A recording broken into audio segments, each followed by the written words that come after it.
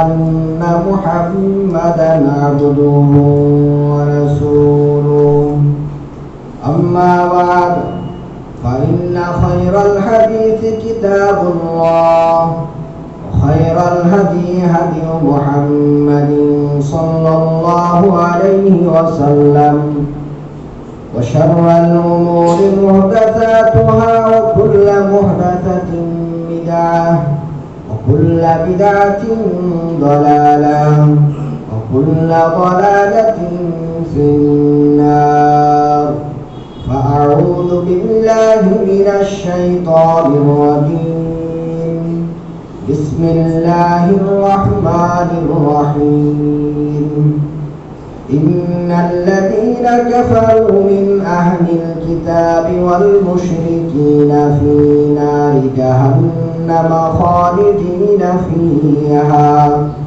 أولئك هم شر البرية صدق الله تعالى وصدق رسوله النبي الأمي الكريم ونحن على ذلك لمن الشاهدين والشاكرين والحمد لله رب العالمين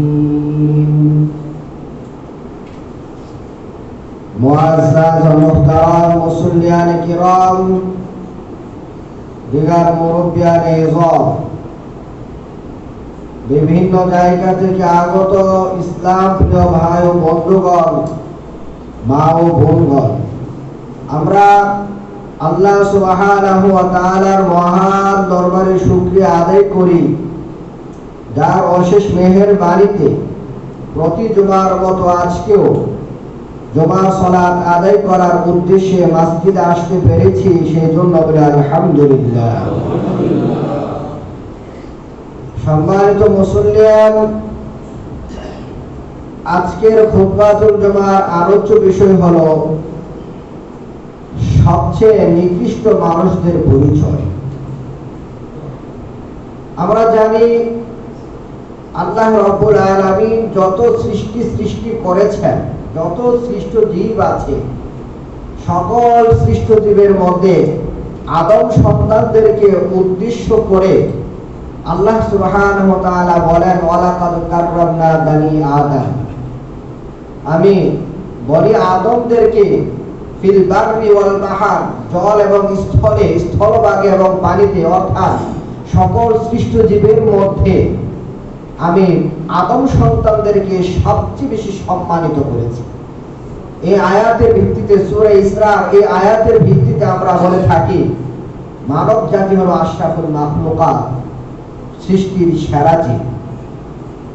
তো মানুষদের মধ্যে এমন কিছু মানুষ আছে যারা তাদের কর্মের কারণে আল্লাহ রাব্বুল আলামিন মানব জাতিকে সৃষ্টির সেরা হিসেবে সৃষ্টি করলেও, মানব জাতিকে সর্বশ্রেষ্ঠের মর্যাদা দেওয়ার পরেও কিছু মানুষ আছে এরকম যারা তাদের কর্মের কারণে সর্বশ্রেষ্ঠর কাতারে থাকে না, বরং তারা তাদের মর্যাদার স্থান থেকে নিচে নেমে যায়, এমনকি কখনো কখনো শূকর এবং কুকুরের চেয়েও নিকৃষ্ট হয়ে যায়। এই কারণে আমাদের জানার বিষয় হলো সর্বনিকৃষ্ট মানুষ কারা, কি কাজ করলে মানুষ সবচেয়ে নিকৃষ্ট হয়ে যায়, তাদের পরিচয়গুলো কি, যাতে করে আমরা এই ধরনের অন্যায়ের সাথে জড়িত না হই। সম্ভব হবে না আজকের জুমায় এটা আলোচনা শেষ করা। আজকে আমরা যে কয়েকটা পয়েন্ট পারে আজকে আমরা আলোচনা করব, বাকিটা সামনে আলোচনা হবে ইনশাআল্লাহ। আল্লাহ রাব্বুল আলামিন মৌলিকভাবে আমরা প্রথমে একটা কথা জেনে রাখি, সেটা হলো সাধারণত যে সমস্ত মানুষ আল্লাহ এবং তার রাসূল সাল্লাল্লাহু আলাইহি সাল্লামের আল্লাহর নির্দেশ থেকে যে যত বেশি দূরে, রাসূল সাল্লাল্লাহু আলাইহি সাল্লামের আদর্শ থেকে যে যত বেশি দূরে, সে তত নিকৃষ্ট। এটা হলো স্বাভাবিক অর্থে, সাধারণ অর্থে বা মৌলিক অর্থে। এরপর আমরা ভাগ ভাগ করে কিছু বিষয় জানি। যেমন আল্লাহ রাব্বুল আলামিন আল কোরআনের 98 নম্বর সূরা সূরা বাকিরার 6 নম্বর আয়াতের মধ্যে আল্লাহ তাআলা বলেন, ইন্নাল্লাযীনা কাফারু মিন আহলিল কিতাব ওয়াল মুশরিকিন ফি নারি জাহান্নামা খালিদিনা ফিহা উলাইকা হুম শাররুল বারিয়া। ইন্নাল্লাযীনা নিশ্চয় যারা কাফারু কুফরি করেছে মিন আহলিল কিতাব, কিতাব দেওয়ার পর কিতাবদারীদের মধ্য থেকে যারা কুফরি করেছে, ওয়াল মুশরিকিন এবং মুশরিক যারা আছে তারা ফি নারি জাহান্নাম, জাহান্নামের আগুনে তারা থাকবে, জাহান্নামের আগুনে তারা প্রবেশ করবে, খালিদিনা ফিহা, সেই জায়গায় জাহান্নামের আগুনের মধ্যে তারা চিরকাল জ্বলতে থাকবে, সেখান থেকে আর তারা কোনোদিন বের হবে না। শুধু তাই নয়, উলাইকা হুম শাররুল বারিয়া, এই কাফের যারা আছে, মুশরিক যারা আছে, যারা কুফরি করে, যারা শিরক করে, এই সমস্ত মানুষেরা হলো শাররুল বারিয়া, এই পৃথিবীর সবচেয়ে নিকৃষ্ট মানুষ। শাররুল মানে সবচেয়ে নিকৃষ্ট, অধম, নিম্নমানের, বারিয়া মানে এই পৃথিবীতে, এই স্থলভাগে যা কিছু আছে সবার থেকে, পৃথিবীতে এই ধরনীতে যা কিছু আছে, যত সৃষ্টি আছে, সবার চেয়ে অধম হলো যে মানুষটা কুফরি করে, যে মানুষটা শিরক করে, সেই মানুষ। তাহলে এই আয়াত থেকে কিন্তু আমরা কুফরি করা এবং শিরক করা দুইটা অন্যায়ের কথা আমরা জানতে পারি। এই দুইটা অন্যায়ের সাথে জড়িত হলে মানুষ আর সৃষ্টির সেরা থাকে না। কুফর মানে আল্লাহ সুবহানাহু ওয়া তাআলা যে বিধিবিধান আল কোরআনের মধ্যে দিয়েছেন, সেই সমস্ত বিধিবিধানের মধ্য থেকে কোন বিধিবিধানকে অস্বীকার করা কিংবা অপছন্দ করা কিংবা এইগুলোর সাথে ঠাট্টা বিদ্রুপ করা, হাসি তামাশা করা, এটার নাম হলো কুফর। কুফর মানে বিশ্বনবী মুহাম্মদুর রাসূলুল্লাহ সাল্লাল্লাহু আলাইহি সাল্লামের যে আদর্শ সহিহ সূত্রে প্রমাণিত ইসলামের যে বিধিবিধান রাসূল সাল্লাল্লাহু আলাইহি সাল্লামের মাধ্যমে আমরা জানতে পেরেছি, সহিহ সূত্রে প্রমাণিত এরকম কোন বিধান নিয়ে ঠাট্টা মশকরা করা, এরকম কোন বিধানকে অস্বীকার করার নাম হলো কুফর। বিশেষ করে বাধ্যতামূলক যে বিধানগুলো আছে সেইগুলোকে।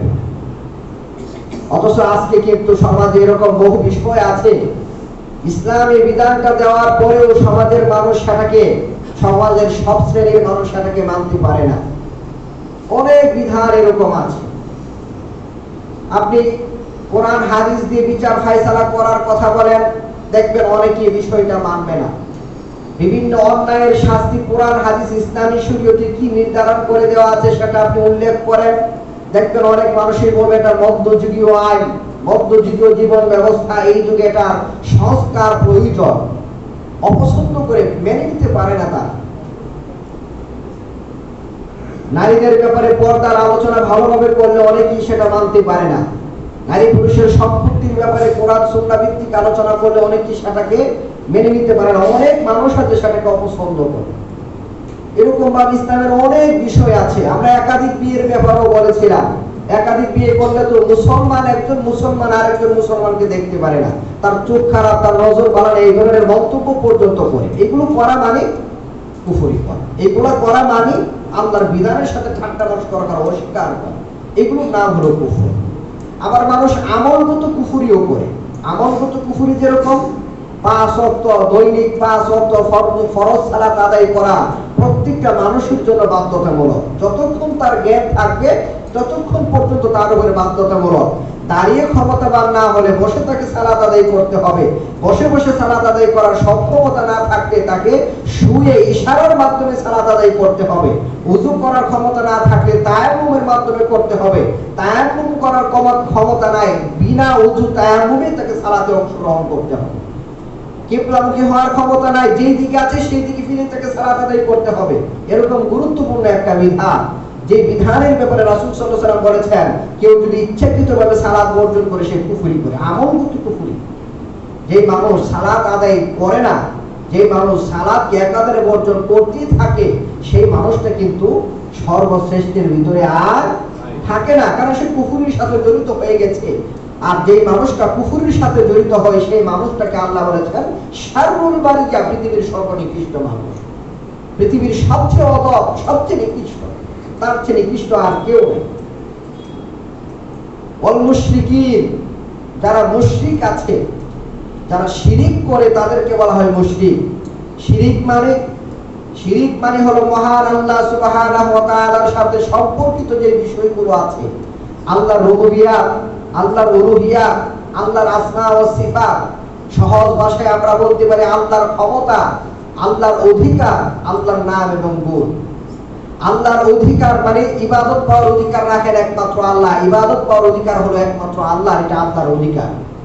আমরা হাদিস জেনেছিলাম মুআয ইবনে জাবাল রাদিয়াল্লাহু তাআলা আনহুকে আল্লাহ রাসূল সাল্লাল্লাহু আলাইহি সাল্লাম একদিন জিজ্ঞাসা করেছিলেন, হে মুআয তুমি জানো কি বান্দার উপরে আল্লাহর অধিকার কি, আল্লাহর হক কি? আল্লাহ রাসূল কিন্তু পরে তিনি নিজেই উত্তর দিয়েছিলেন, বান্দার উপরে আল্লাহর অধিকার হলো বান্দা আল্লাহর সাথে কোনো কিছুকে অংশীদার না করে শুধুমাত্র তার ইবাদত করে। এই আল্লাহর অধিকার যদি কোনো মানুষ অন্য কাউকে দেয়, কুরবানি করলো অন্য মানুষের নামে, মান্নত করলো অন্য মানুষের নামে, দোয়া করলো অন্য মানুষের কাছে গিয়ে, সাহায্য প্রার্থনা করলো যে সাহায্য আল্লাহ ছাড়া কোনো সৃষ্টি করতে পারে না, এই বিপদে পড়ে সেই সাহায্য কামনা করলো অন্য কোনো মানুষকে, সাহায্য প্রার্থনার জন্য সে তার পীর সাহেবকে আহ্বান করলো, কেউ কোনো পীরকে গিয়ে মাঝারে গিয়ে সাজদা করলো, সবগুলো শিরকি কাজ। সবগুলো হলো যে আল্লাহর অধিকারে হস্তক্ষেপ করা। আল্লাহর অধিকারে হস্তক্ষেপ করার নাম হলো শিরক। আল্লাহর যে ক্ষমতা আছে, আল্লাহর ক্ষমতা আইন দেওয়া, বিধান দেওয়া, হালাল হারাম ঘোষণা করা, জীবন দেওয়া, মৃত্যু দেওয়া, রিজিক দেওয়া, এরপর আপনার সন্তান দেওয়া, বিপদ দেওয়া, বিপদ থেকে উদ্ধার করা, এগুলো হলো সব আল্লাহর ক্ষমতা। এমনি গায়ে অদৃশ্যের সংবাদ দেওয়া, আসমান জমিনের চাবিকাঠি দুনিয়া পরিচালনা করা, এইগুলো হলো আল্লাহর ক্ষমতা। এই সমস্ত ক্ষমতায় কেউ যদি কোনো নবীকে, কোনো রাসূলকে, কোনো গাউসকে, মানে গাউস বলে কোনো মানুষকে, অথবা কোনো আল্লাহর ওলিকে, কোনো আলেমকে, কোনো পীরকে, অথবা অন্য কোনো কিছু অংশীদারি স্থাপন করে অন্য কোনো মানুষ, অন্য কোনো কিছুকে এখানে এনে লাগায়, তাহলে সেটা হবে আল্লাহর পাওয়ারে, আল্লাহর ক্ষমতায় আল্লাহর সাথে সম্পর্ক যুক্ত করা। এটা হবে শিরক। আল্লাহর নাম এবং গুণাবলী রয়েছে। আর রহমান আল্লাহর নাম, কোনো মানুষকে রহমান নামে ডাকা যাবে না। আর রহিম আল্লাহর নাম, আব্দুর রহিম ডাকতে হয়। এরপর আপনার আল্লাহর বিভিন্ন গুণবাচক নাম রয়েছে। রব, এটা আল্লাহর একটা গুণবাচক, একটা মানে মৌলিক অর্থবোধক গুরুত্বপূর্ণ একটা শব্দ। অথচ আজকে সমাজে বহু মানুষের নাম হচ্ছে রাব্বি, বহু মানুষের নাম রাব্বি। এইগুলো এই সমস্ত নাম রাখা মানে হলো আল্লাহর নাম এবং গুণাবলীতে আল্লাহর সাথে অংশীদারি স্থাপন করা। যে মানুষটা আল্লাহর অধিকারে, আল্লাহর ক্ষমতায়, আল্লাহর নাম এবং গুণাবলীতে অন্য কোনো কিছুকে এনে জড়িত করে, অন্য কোনো কিছুকে এনে মিলায়, সেই মানুষটাই শিরিক করে। আর যে মানুষটা শিরিক করে আরবিতে সেই মানুষটাকে মুশরিক বলা হয়। যে মানুষটা মুশরিক, যে মানুষটা শিরিকের সাথে জড়িত, সেই মানুষটার ব্যাপারে আল্লাহ রাব্বুল আলামিন সূরা বায়িনার 6 নম্বর আয়াতে বলেছেন শাররুল বারিয়া, এই মানুষটা হলো এই পৃথিবীর সবচেয়ে অধম মানুষ, সবচেয়ে নিকৃষ্ট মানুষ। সম্মানিত মুসল্লিয়া, এই পৃথিবীর সর্বনিকৃষ্ট মানুষদের ব্যাপারে আমরা আলোচনা করতেছিলাম। এই ব্যাপারে আলোচনা করতে গিয়ে আমরা জানলাম যে মানুষটার ভিতরে কুফরি আছে, যে মানুষটার ভিতরে শিরিক নামক অন্যায় আছে, সেই মানুষটা, যদিও মানুষ আশরাফুল মাখলুকাত, আল্লাহ মানুষকে সম্মানিত করেছেন, কিন্তু এই দুইটা অন্যায়ের কারণে মানুষ তার সম্মানের স্থানে আর থাকে না, বরং সে নিচে নেমে যায়, একেবারে সৃষ্টির অধমে সে পরিণত হয়েছে। যে অন্যায় থাকলে মানুষ আর সর্বশ্রেষ্ঠ থাকে না, তার মধ্য থেকে একটা অন্যায় হলো দ্বিমুখী স্বভাব মানুষের ভিতরে থাকা। দ্বিমুখী স্বভাব মানে মুনাফিকি বলতে পারেন। দ্বিমুখী স্বভাব মানে এর কাছে এক ধরনের কথা, অমুকের কাছে আরেক ধরনের কথা। এই ধরনের স্বভাব যার ভিতরে আছে, নিফাকি যার ভিতরে আছে, এটা তো সচরাচর মুনাফিকদের ভিতরেই থাকে। আমরা যখন সূরাতুল বাকারা পাঠ করি, সূরাতুল বাকারার শুরু দিক দিয়ে আপনার ওমিনান নাসি মাইয়াকুলু আমান্না বিল্লাহি, এখান থেকে আল্লাহ রাব্বুল আলামিন বেশ কয়েকটা আয়াত এখানে নাযিল করেছেন। সেখানে মুনাফিকদের স্বভাবের কথা কিছু বলা আছে। মুনাফিকদের স্বভাবগুলো দেখতে গিয়ে আমরা দেখতে পাই মুনাফিকদের যেই সমস্ত দোষগুলো আছে বা তাদের যে স্বভাব আছে, যেমন মুনাফিকদের স্বভাব হলো সে আপনার ইমানদার না, তার ভিতরে ইমান নাই, তারপর বলবে যে আমি ইমানদার। ওই যে বলে না সমাজে, নামাজ না পড়লে কি হবে, আমার ইমান ঠিক আছে। মুনাফিক নামাজ না পড়লে কি হবে, আমার ইমান ঠিক আছে, মানে আমার ভিতরে ভিতরে ইমান আছে। এটা তো মুনাফিকদের স্বভাব। মুনাফিকদের অনেকগুলো স্বভাব, যেমন নামাজে অলসতা করা, নামাজ পড়ে তবে অলসতা করে, এটা হলো মুনাফিকদের স্বভাব। দান করতে অনীহা, দান করতে মন চায় না, এটা মুমিনের কাজ না, মুনাফিকদের কাজ। সূরা তাওবার 54 নম্বর আয়াতে আল্লাহ রাব্বুল আলামিন কথা বলেছেন। মুনাফিকদের স্বভাব হলো সে কথা বলে, মিথ্যা কথা বলে। মুনাফিকদের স্বভাব হলো মানুষদেরকে সে ধোঁকা দেয়। মুনাফিকদের স্বভাব হলো সমাজের মধ্যে সে বিশৃঙ্খলা সৃষ্টি করে। বিশৃঙ্খলা সৃষ্টি করার জন্য, ফেতনা সৃষ্টি করার জন্য বুদ্ধি দেয়, বুদ্ধি ব্রেন খরচ করে মানুষদেরকে লেলিয়ে রাখে। মুনাফিকদের স্বভাব এইগুলো। কারোর সাথে চুক্তি করে চুক্তি ভঙ্গ করে। ব্যবসায়িক চুক্তি হতে পারে, রাষ্ট্রীয় চুক্তি হতে পারে, সামাজিক চুক্তি হতে পারে, আন্তর্জাতিক চুক্তি হতে পারে, যুদ্ধ সংক্রান্ত চুক্তি হতে পারে। ইমানদার যারা, তারা চুক্তি করলে তারা গুনাহের কাজে চুক্তি করে না, আর চুক্তি করলে তারা ভঙ্গ করে না। আর মুনাফিক যারা, তারা চুক্তি করে চুক্তি ভঙ্গ করে, ওয়াদা করলে ওয়াদা ভঙ্গ করে, আমানত রাখলে আমানতের খেয়ালতি করে। এইগুলো হলো মুনাফিকদের স্বভাব। তো মুনাফিকদের এমন এতগুলো স্বভাব, আরো অনেকগুলো স্বভাব আছে। জিহাদের মাঠে গেলে পলায়ন করে, মানুষদেরকে জিহাদ থেকে অনুৎসাহিত করে। মুনাফিকদের অনেক স্বভাব। এর মধ্যে একটা স্বভাব হলো মুনাফিকদের যে তারা এক এক জায়গায় এক এক ধরনের রূপ তারা ধারণ করে। এই মানুষটার সাথে সে ভালো থাকতে চায়, তার কাছে গিয়েও সে ভালো থাকতে চায়। সবার কাছে ভালো থাকতে গিয়ে সে এক এক জায়গায় এক এক ধরনের কথা বলে বেড়ায়। যেমন যখন মুনাফিকরা ইমানদারদের সাথে আসতো, কাছে আসতো, তখন বলতো যে আমরা তোমাদের সাথে আছি, আমরা তো ইমানদার, আমরা তো মুমিন। আর ওইদা খালাউ ইলা শায়াতিনিহিম, আর যখন তারা তাদের শয়তানদের কাছে যেত, যখন তারা তাদের বন্ধুদের কাছে যেত, যখন তারা তাদের নেতাদের কাছে যেত, তখন কিন্তু বলতো আমরা তো তোমাদের দলেই আছি, আমরা তো ওই তার সাথে শুধু ঠাট্টা করি। দ্বিমুখী স্বভাব। বিশেষ করে যারা চুগলখড়ি করে, এদের ভিতরে কিন্তু দ্বিমুখী স্বভাব আছে। চুগলখড়ি করা, এরা কিন্তু এই জায়গায় এক কথা, আরেক জায়গায় আরেক কথা নিয়ে লাগায়। দুইজনের ভিতরে বিয়ে করতে গেলেন, বউর বাড়িতে এক কথা, মেয়ের বাড়িতে এক কথা, ছেলের বাড়িতে আরেক কথা। দেখবেন বিয়ে যাতে না হয়, পেঁয়াজ একটা লাগিয়ে দিয়েছে। দুই বন্ধুর ভিতরে ঝগড়া লাগিয়ে দিয়েছে, স্বামী স্ত্রীর ভিতরে ঝগড়া লাগিয়ে দিয়েছে, ভাই বোনের ভিতরে ঝগড়া লাগিয়ে দিয়েছে। এরকম বহু মানুষ আমাদের সমাজে আছে। বিশ্বনবী মুহাম্মদুর রাসূলুল্লাহ সাল্লাল্লাহু আলাইহি ওয়াসাল্লাম হাদিসের মধ্যে বলেন, সহিহ বুখারী মুসলিমের হাদিস, যে তাজিদুনা শাররান নাসি ইনদাল্লাহ, তুমি আল্লাহর কাছে, মানে আল্লাহর কাছে সবচেয়ে নিকৃষ্ট হিসাবে ওই মানুষটাকেই তুমি পাবে। আল্লাহর নিকটে সবচেয়ে নিকৃষ্ট হিসেবে তুমি ওই মানুষটাকেই পাবে। মানে সবচেয়ে নিকৃষ্ট ওই মানুষটাই, যেই মানুষটা দাল ওয়াজহাইন, যার দুইটা চেহারা, যার দুইটা মুখ। আল্লাযী ইয়াতি হাউলাই বিওয়াজহি, এদের কাছে সে একটা চেহারা নিয়ে উপস্থিত হয়, আবার তাদের কাছে গিয়ে ওয়ায়াতি হাউলাই বিওয়াজহি, তাদের কাছে গিয়ে সে আরেকটা চেহারা নিয়ে, আরেকটা মুখ নিয়ে উপস্থিত হয়। এদের কাছে এদের পক্ষের কথা, তাদের কাছে তাদের পক্ষের কথা। এই সমস্ত মানুষ যারা, এরা কোনোদিন সর্বশ্রেষ্ঠ থাকতে পারে না।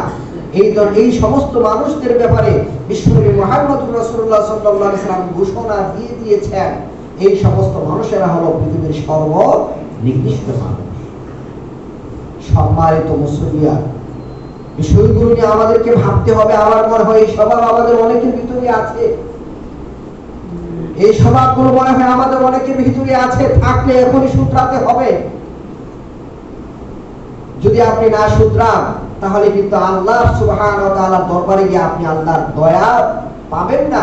আল্লাহ রাব্বুল আলামিন আপনার প্রতি দয়া দেখাবেন না, বরং আপনি তখন নিকৃষ্টদের কাতারে থাকবেন। সর্বনিকৃষ্ট মানুষদের পরিচয় নিয়ে আমরা আলোচনা করতেছিলাম। সর্বনিকৃষ্ট মানুষদের পরিচয় নিয়ে আলোচনা করতে গিয়ে আমরা জানলাম, যেই সমস্ত মানুষ কুফরের সাথে জড়িত আছে, এই সমস্ত মানুষ হলো পৃথিবীর সর্বনিকৃষ্ট মানুষ। যেই সমস্ত মানুষ শিরকের সাথে জড়িত আছে, এই সমস্ত মানুষ হলো পৃথিবীর সর্বনিকৃষ্ট মানুষ। যেই সমস্ত মানুষদের ভিতরে দ্বিমুখী স্বভাব আছে, নিফাতি আছে, বা চুগলখড়ি করার স্বভাব যাদের ভিতরে আছে, এই সমস্ত মানুষ হলো পৃথিবীর সর্বনিকৃষ্ট মানুষ। সর্বনিকৃষ্ট মানুষদের পরিচয় দিতে গিয়ে বিশ্বনবী মুহাম্মদুর রাসূলুল্লাহ সাল্লাল্লাহু আলাইহি ওয়াসাল্লাম গুরুত্বপূর্ণ একটা কথা বলেছেন। আল্লাহ রাসূল সাল্লাল্লাহু আলাইহি ওয়াসাল্লাম হাদিসের মধ্যে বলেন, ইন্না শাররান নাস, বুখারী মুসলিমের হাদিস, ইন্না শাররান নাসি ইনদাল্লাহি মানজিলাতান ইয়াউমাল কিয়ামা, নিশ্চয় কিয়ামতের দিন মর্যাদার দিক থেকে সবচেয়ে নিকৃষ্ট হবে ওই মানুষটা, মান তারাকাহুন নাস, যেই মানুষটাকে মানুষ বর্জন করে ইত্তিকা আর শাররি, তার অনিষ্টতা। ওফি রিওয়ায়াতিন ইত্তিকা ফাহশিহি, তার খারাপির বয়ে মানুষ তাকে পরিহার করে। মুসনাদে আহমদের এক হাদিসে এসেছে, আল্লাহর কাছে সবচেয়ে নিকৃষ্ট ওই মানুষটা যে মানুষটাকে তার ভয়ে মানুষ তাকে সম্মান করে। খেয়াল করে বিষয়টা ব্যাখ্যার দাবি রাখে। যে মানুষটার খারাপির বয়ে মানুষটার সঙ্গ ত্যাগ করে সেও পৃথিবীর সর্বনিকৃষ্ট মানুষ, যার অনিষ্টতা থেকে বাঁচার জন্য মানুষ তাকে সম্মান করে সেও পৃথিবীর সবচেয়ে খারাপ মানুষ। মানে আপনি সমাজে চলাচল করেন, আপনার অনেক ক্ষমতা, আপনি একজন নেতা অথবা নেত্রী, আপনি সমাজের প্রভাবশালী মানুষ, আপনাকে মানুষ সালুট দেয়, আপনাকে মানুষ সালাম করে আসসালামু আলাইকুম বলে। কেন? যাতে করে আপনি তার কোনো ক্ষতি না করেন সেই কারণে। এই সম্মানকে আপনি সম্মান ভাববেন না। এই সম্মান সম্মান নয়। আপনার অনিষ্টতার ভয়ে, আপনার ক্ষমতার ভয়ে, আপনার প্রভাবের ভয়ে যেই মানুষটা আজকে আপনাকে সালাম দিচ্ছে, সেই মানুষটা বুঝিয়ে দিচ্ছে যে আপনি হলেন এই পৃথিবীর সবচেয়ে নিকৃষ্ট মানুষ, আপনার যে নিকৃষ্ট মানুষ আর কেউ নাই। কেমন নিকৃষ্ট? শুকর হলো সবচেয়ে নিকৃষ্ট, কিন্তু রাসূল বলেছেন আপনি নিকৃষ্ট, তার মানে শুকরের চেয়ে আপনি নিকৃষ্ট। আপনার এই স্বভাবের কারণে আপনি শুকরের চেয়ে নিচে নেমে গেছেন, আপনার এই স্বভাবের কারণে আপনি কুকুরের চেয়ে নিচে নেমে গেছেন। আজকে আপনি আপনার ক্ষমতার বাহাদুরির বদৌলতে আপনি এই কাজগুলো করতেছেন, ক্ষমতা দেখিয়ে আপনি খুব দাপটের সাথে চলাচল করতেছেন। একটা রিকশাওয়ালার কাছে যখন রিকশায় উঠতে যায়, জিজ্ঞাসা করে ভাড়া কত দিতে হয়, যাবে ওই জায়গায়, ভালো করে তোর বলে না, বয়স হলো ছেলের বয়সী, রিকশাওয়ালা হলো বাবার বয়সী, রিকশা যাবে। বাবার বয়সী মানুষটার সাথে কিভাবে ভদ্রতা দেখাতে হয়, কিভাবে আচরণ করতে হয়, মুসলমানের বাচ্চা সে এটাও জানে না। বহু মানুষ আজকে রাস্তাঘাটে এরকম দেখা যায়, ভাড়া কত সে তো মানে তার সাথে দরদাম তো করেই না, উঠে গেল, যাওয়ার পর মনে করেন রিকশাওয়ালা প্রথমে এই যাবে, একটা আচরণ যে করলো, যে একটা ভাব দেখালো, ভাবের কারণে ভয়ে যাওয়ার পর ভাড়া কত দিতে হবে আর সে বলেই না। না জানি তাকে থাপ্পড় মেরে দেয়, না জানি তাকে গালি গালা শুরু করে দেয়। রাস্তা দিয়ে হেঁটে যাচ্ছে, ওই দিন আমি দেখলাম বাস স্ট্যান্ড একটা ছেলে মোটর সাইকেল আছে, সে রাস্তাটা ব্লক করে দাঁড়িয়ে আছে। আমি যে রিক্সাতে যাচ্ছি, রিক্সাওয়ালার কোনো অন্যায় নাই, হুট করে সে হুইসেল বাজাচ্ছে, ওটা রিক্সাওয়ালাকে সে গালিগালাজ করতেছে। অনেক যুবক ভাইরা আছেন, রিক্সায় উঠলে, মোটর সাইকেলে উঠলে নিজেদেরকে মনে হয় হিরো হয়ে গেছেন আপনারা, আপনাদেরকে অনেক কিছু মনে হয়, নিজেরা নিজেদেরকে অনেক কিছু ভেবে থাকেন। মনে রাখবেন, এই ক্ষমতা যদি আল্লাহ চান মুহূর্তে শেষ করে দিতে পারে। আমি একদিন বলেছিলাম, যত বড় ক্ষমতাশালী মানুষই হোক, পাত্তা পায়খানা যদি একাদের 2 ঘন্টা হয়, এই মানুষের ক্ষমতা কোথায় যাবে বলেন তো দেখি? বিছানা থেকে উঠতে পারবে নাকি মানুষটা? কোটি কোটি টাকা আপনার, হাজার হাজার কোটি টাকা, আপনার মতো ক্ষমতাবান বিশ্বের মধ্যে আর কেউ নাই। সামনে একটু পাত্তা পায়খানা হয়েছে, দেখি আপনার বাহাদুরি কোথায় যায়। পেট ব্যথা, চিৎকার মারতে মারতে আপনি তার ডাক্তারের কাছে চলে যাবেন। একটু পেট ব্যথা যদি আল্লাহ ভালোভাবে দিয়ে দেয়, তাহলে শেষ। কোথায় আপনার ক্ষমতা, কিসের বাহাদুরি? রাস্তা দিয়ে হাঁটার সময় হঠাৎ করে আপনি দেখবেন রাস্তায় মাথা ঘুরতি মারে, মাথা করে আপনি হঠাৎ করে পড়ে গেছেন। হঠাৎ করে আপনি দেখবেন যে মুরগির মতো সাইড মেরে, সাইড মারা বুঝেন না, একবার মানে লাফাতে লাফাতে আপনি রাস্তার মধ্যে মারা গেছেন, আশেপাশে কাউকে আপনি পাবেন না। বহু ঘটনা এরকম ঘটে। কিসের বাহাদুরি আপনি দেখান? আপনি সূরা হাকার আয়াত তিলাওয়াত করেন, আপনি তো কোরআন পড়েন না, কোরআনের হক কি আপনি বুঝেন না। কোরআনের ভিতরে আল্লাহ যে বলেছেন কোরআনটা হলো হেদায়েতের বাণী, এটার ভিতরে আছে হেদায়েত, সেখান থেকে তো আপনি শিক্ষা নেন না। শিক্ষা নিলে আপনি সূরা হাকা পড়তেন, সেখানে আপনি পেতেন আল্লাহ রাব্বুল আলামিন আপনার ক্ষমতার ব্যাপারে, আপনার টাকা পয়সার ব্যাপারে কি বলেছেন। ক্ষমতা থাকবে না, টাকা পয়সা আপনার থাকবে না, আপনি আফসোস করবেন, আফসোস করে করে বলবেন আমার আমলনামা যদি না থাকতো, আপনাকে আল্লাহ রাব্বুল আলামিনের ফেরেশতাগণ অপমানের সাথে শিকল দিয়ে বেঁধে, অপমানের সাথে লাঞ্ছনার সাথে টেনে হিঁচড়ে আপনাকে জাহান্নামে নিয়ে যাবে।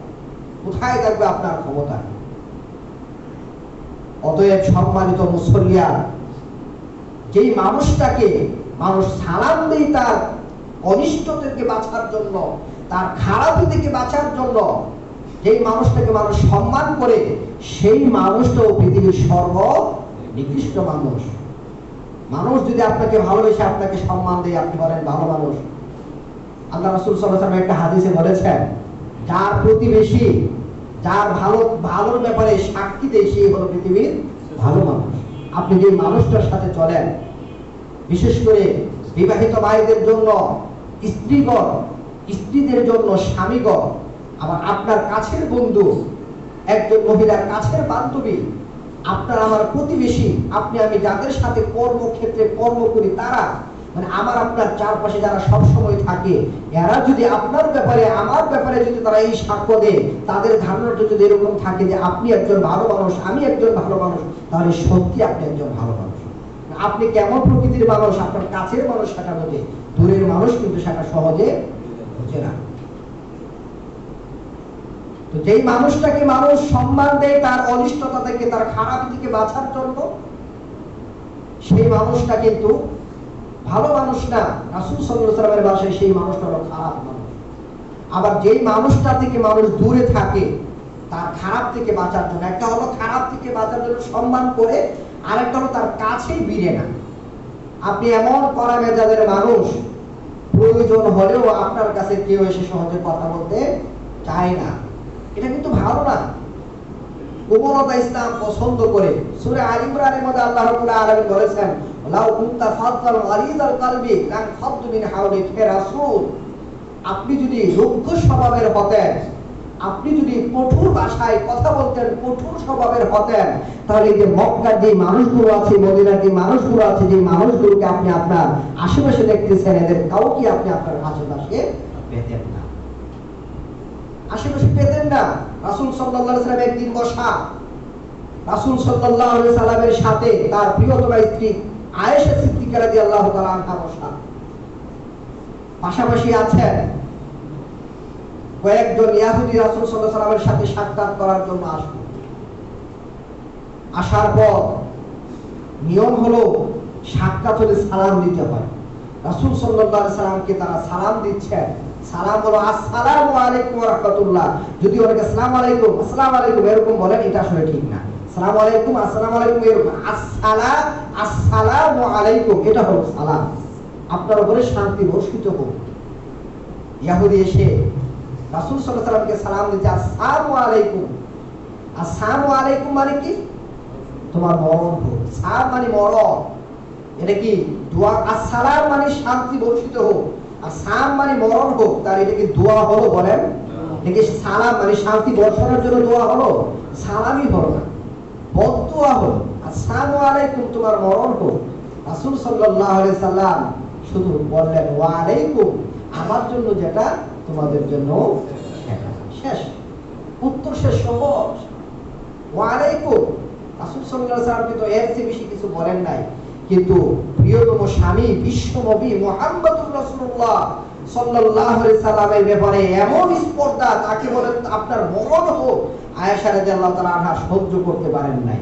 আয়েশা রাদিয়াল্লাহু তাআলা আনহা তো তোমাদের মরণ হোক, তোমাদের উপর আল্লাহর গজব বর্ষণ হোক, সাথে তো অতিরিক্ত কয়েকটা কথা কি করলেন? লাগিয়ে দিলেন। আল্লাহ রাসূল সাল্লাল্লাহু আলাইহি ওয়াসাল্লাম আয়েশাকে বলেন, আয়েশা নরম হও, মানে চুপ করো আর বলো না। আয়েশা রাদিয়াল্লাহু তাআলা আনহা আল্লাহ রাসূল সাল্লাল্লাহু আলাইহি ওয়াসাল্লাম যখন এই কথাটা বললেন, বলার পর বলেন, ইয়া রাসূলুল্লাহ সাল্লাল্লাহু আলাইহি ওয়াসাল্লাম, আপনি শুনেন না এরা কি বলেছে? মানে আয়েশা রাদিয়াল্লাহু তাআলা আনহার ধারণা ছিল রাসূল সাল্লাল্লাহু আলাইহি ওয়াসাল্লামের জন্য এমন বদদোয়া করেছে, রাসূলও তাদের জন্য বদদোয়া করবেন, রাসূলও কঠিন ভাষায় উত্তর দিবেন। রাসূল দেখলে আমাকে কঠিন ভাষায় উত্তর দিলেন না, এই কারণে আয়েশা বলেন, রাসূল আপনি দেখেন না তারা কি বলেছে? আপনার ব্যাপারে বদদোয়া করেছে আর আমি এতটুকু বলতে পারবো না। আল্লাহ রাসূল সাল্লাল্লাহু আলাইহি ওয়াসাল্লাম এখন একটু কড়া ভাষায় আয়েশাকে বললেন, আয়েশা তুমি শুনো না আমি কি বলেছি? মানে এখনের আওয়াজটা একটু জোরালো গলায় বললেন। তার মানে নম্রতা ইসলাম পছন্দ করে, কোমলতা ইসলাম পছন্দ করে, আপনার রুক্ষতা কঠোরতা ইসলাম পছন্দ করে না। কঠোর স্বভাবের হলে আপনি দাওয়াতি কাজ করতে পারবেন না, আপনি আপনার ফ্যামিলিতেও শান্তি পাবেন না, আপনার সন্তান তার প্রয়োজনের কথা আপনার কাছে বলবে না, আরেকজনের কাছে বলবে। কঠোরতা ইসলাম পছন্দ করে না, নম্রতা ইসলাম পছন্দ করে। আর যে যত বেশি আল্লাহর জন্য বিনয়ী হতে পারে, আপনি মানুষের সাথে নম্র হবেন, আল্লাহকে সন্তুষ্ট সন্তুষ্ট করার জন্য, মানুষকে দেখানোর জন্য না। উমর রাদিয়াল্লাহু তাআলা আনহুর সময়ে একজন মানুষ এই নম্রতার ওয়াজ শুনে রাস্তা দিয়ে হেঁটে যাচ্ছে, মানে একটু রুগী ভাব ধরে, নম্রতা ভাবছে যে রাস্তা দিয়ে হাঁটবো একটু নরম নরম করে, এটাই মনে হয় নম্রতা। আসলে নম্রতা তো আচার ব্যবহার, কথাবার্তা, স্বভাব চরিত্র সব থেকে প্রকাশিত হবে। উমর রাদিয়াল্লাহু তাআলা ওই মানুষকে প্রহারই করে বসলেন, তুমি এরকম ভাবে রাগ করে বসলেন, রুগীদের মতো তুমি চলাচল করতেছো কেন? এটার নাম তো নম্রতা না, এটার নাম হলো লৌকিকতা। এটার নাম কি? লৌকিকতা। মানে জি হুজুর বারকে একটা কথা আছে না, জি হুজুর মানে আপনি পিছনে মনে করেন অনেক বড় কিছু, সামনে জি হুজুর, জি হুজুর মানে একেবারে নরম, মানে আপনার চেয়ে ভালো মানুষ, আপনার চেয়ে তাড়াতাড়ি মানুষ, আপনার চেয়ে অনুসারী মানুষ আর কেউ নেই। ভিতরে ভিতরে কিন্তু আপনি একেবারে গাছের জড় কেটে দিচ্ছেন, শিকড়টা আপনি কেটে দিচ্ছেন, আপনি হলেন এমন স্বভাবের মানুষ। এটার নাম হলো লৌকতা, এটার নাম লৌকিকতা, এটার নাম নম্রতা না। নম্রতা হলো আপনি সব জায়গায় আপনি ফ্রেশ মনের অধিকারী হবেন, সব জায়গায় ভদ্রতা দেখাবেন, নম্র। যেখানে রাগ আসার কথা, আপনার রাগ করার ক্ষমতা আছে, সেই জায়গায় আপনি রাগটাকে কন্ট্রোল করবেন, নিয়ন্ত্রণ করবেন, নম্রতা। গালি দেওয়ার ক্ষমতা আছে, আপনি গালি দিবেন না, নিজেকে কন্ট্রোল করবেন, নম্রতা। একটা মানুষকে আপনি কড়া ভাষায় তার উত্তরটা দিতে পারতেন, তার যে অন্যায়টার প্রতিবাদ আপনি খুব কড়া ভাষায় করতে পারতেন। হ্যাঁ, কাফের বেদিন যারা, তাদের কথা আলাদা। যেই মানুষদের কাছে দাওয়াত পৌঁছেছে, যে বিধর্মীরা, যে মানুষেরা ইসলামকে ধ্বংস করার কাজে নিয়োজিত, এদের কথা আলাদা, এদের বিধান এখন আলোচনা হচ্ছে না। স্বাভাবিক কথা, স্বাভাবিক আমরা যারা জীবন যাপন করি, আমরা সমাজে চলাচল করি, আমাদের বিষয়গুলো আলোচনা হচ্ছে। আপনি যখন একজন মানুষের সাথে আপনার, সে একজন মনে করেন ইসলাম পূর্ণাঙ্গ রূপে মানে না, বা ইসলামের ব্যাপারে তার ধারণা নেই, এই মানুষটা একটা ভুল বলে ফেলে, ওই থেকে আপনি কঠোর ভাষায় জবাব না দিয়ে তাকে সুন্দরভাবে বোঝান, সুন্দরভাবে বলেন। বিশেষ করে অনেক ভাইরা দাওয়াতি কাজ করতে গিয়ে ভুলটা করে বসেন, যে দাওয়াতি কাজ করতে গিয়ে হ্যাঁ ইসলামে আছে তাহলে আমি এটা কেন নরম ভাবে বলবো, ইসলামে আছে তাহলে আমি এমন ভাবে যাবো কেন, প্রথম দিকে এই ধরনের কাজগুলো করে ফেলেন, যার কারণে দাওয়াতি কাজে অনেক কি হয়, বাধা আসে, অনেক সমস্যা হয়। এই বিষয়গুলো আমাদেরকে খেয়াল করে সমাজে চলতে হবে, এই বিষয়গুলো আমাদেরকে ভাবতে হবে। তো বলতেছিলাম, নম্রতা ইসলাম পছন্দ করে, কঠোরতা রুদ্ধ স্বভাব ইসলাম পছন্দ করে না। ইসলাম এটাকে অ্যাভয়েড করে, এটাকে অসম্মানে সমর্থন করে না, অসমর্থনযোগ্য এটা। আল্লাহ রাসূল সাল্লাল্লাহু আলাইহি ওয়াসাল্লামের হাদিস থেকে আমরা বুঝতে পারি, যেই সমস্ত মানুষের আচার ব্যবহার এমন হয় যে তাদের রুদ্ধতার কারণে, তাদের কঠোরতার কারণে, তাদের খারাপির কারণে তাদের কাছে ভিড়তে মানুষ ভয় পায়, এই সমস্ত মানুষ অবশ্যই রাসূলের ভাষায় সর্বনিকৃষ্ট মানুষ। রাসূল সাল্লাল্লাহু আলাইহি ওয়াসাল্লাম বলেছেন, মান তারাকাহুন নাস, যে মানুষটাকে বর্জন করে অন্য মানুষ, যাকে বর্জন করে অন্য মানুষেরা ইত্তিকা শাররিহি, তার অনিষ্টতার বয়ে, তার খারাপির বয়ে, তার মন্দ স্বভাবের বয়ে, সেই মানুষটা হলো আল্লাহ সুবহানাহু ওয়া তাআলার নিকটে মর্যাদার দিক থেকে সবচেয়ে অধম, সবচেয়ে নিকৃষ্ট মানুষ।